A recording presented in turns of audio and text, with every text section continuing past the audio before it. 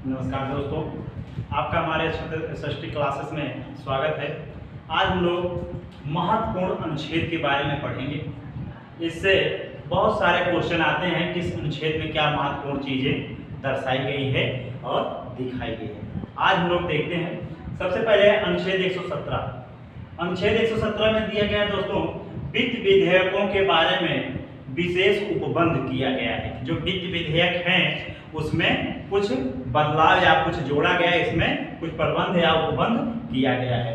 अगला है दोस्तों अनुच्छेद 32।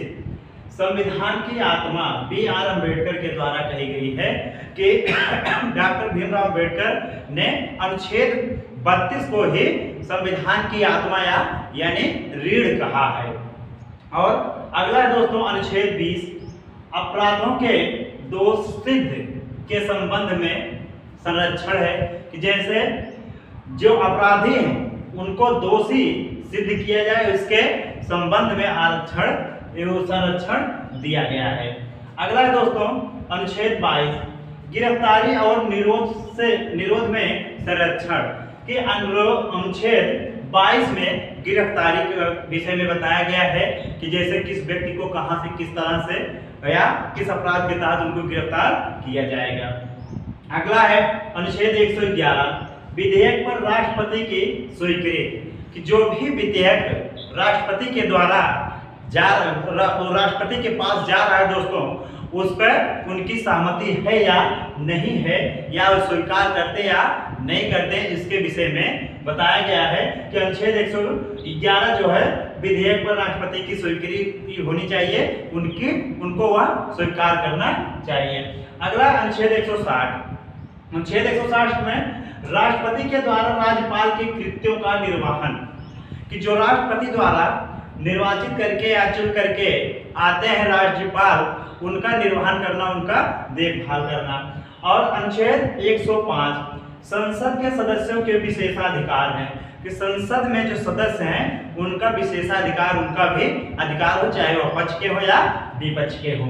अगला है अनुच्छेद 108। साधारण विधेयक के लिए संयुक्त बैठक बुलाई जाए कि जैसे साधारण विधेयक के लिए संयुक्त रूप से बैठक बुलाई जाए, उसमें पक्ष और विपक्ष सभी आ जाएंगे। अगला है अनुच्छेद 109। इसमें दोस्तों धन विधेयक के संबंध में विशेष प्रक्रिया कि जैसे धन विधेयक जो पारित किया जाएगा उस पर विशेष प्रक्रिया अपनाई जाए कि कौन सहमति है कौन नहीं, या किस किस के लिए यह विधेयक पारित किया जा रहा है, उसके विषय में बताया जा रहा है। अगला है अनुच्छेद 110। अनुच्छेद 110 में है धन विधेयक की परिभाषा कि धन विधेयक की परिभाषा को आप किस परिभाषा में या उसका क्या महत्व हो सकता है, किस लिए वह बनाया गया, उसके विषय में बताया जाता है।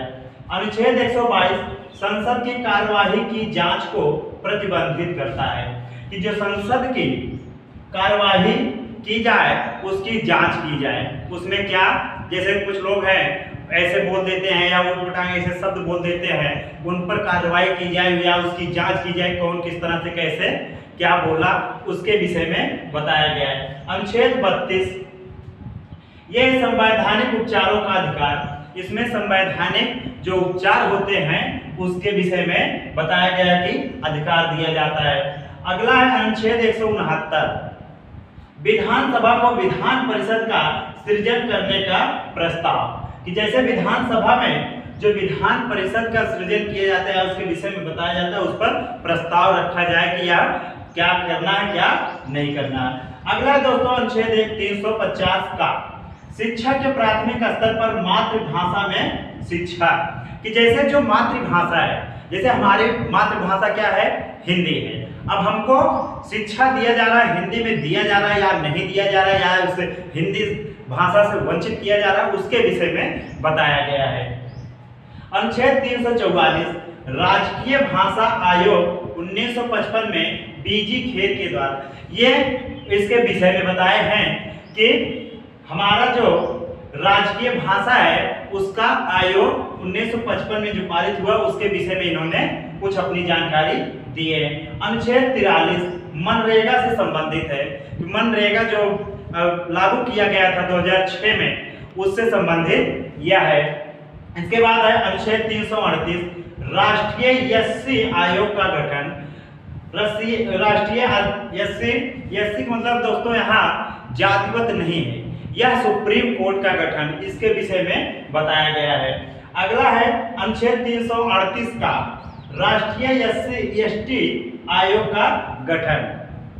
एससी एसटी सॉरी दोस्तों, यहाँ एससी एसटी जो ये बनाया गया आरक्षण के विषय में बताया गया है, और यहाँ उसी लिए दिया गया है कि अगला 38 का में एसटी राष्ट्रीय एसटी आयोग का गठन किया गया है। अगला है अनुच्छेद 330 में लोकसभा में अनुसूचित जाति एवं जनजाति के लिए आरक्षण की व्यवस्था की गई है कि लोकसभा में भी अनुसूचित जाति और जनजाति के जो लोग हैं उनको आरक्षण देने की विशेष व्यवस्था की गई है। अगला है दोस्तों अनुच्छेद 332, राज्य विधानसभा में अनुसूचित जाति और जनजाति के लिए आरक्षण की व्यवस्था की गई। 332 में राज्य विधानसभा में, यह 330 में है दोस्तों लोकसभा में, लेकिन 332 में क्या है, राज्य विधानसभा में अनुसूचित जाति और जनजाति के लिए आरक्षण की व्यवस्था की गई है। तो थैंक यू दोस्तों, मेरा वीडियो अच्छा लगे तो लाइक, सब्सक्राइब और शेयर जरूर करिएगा। थैंक यू, धन्यवाद।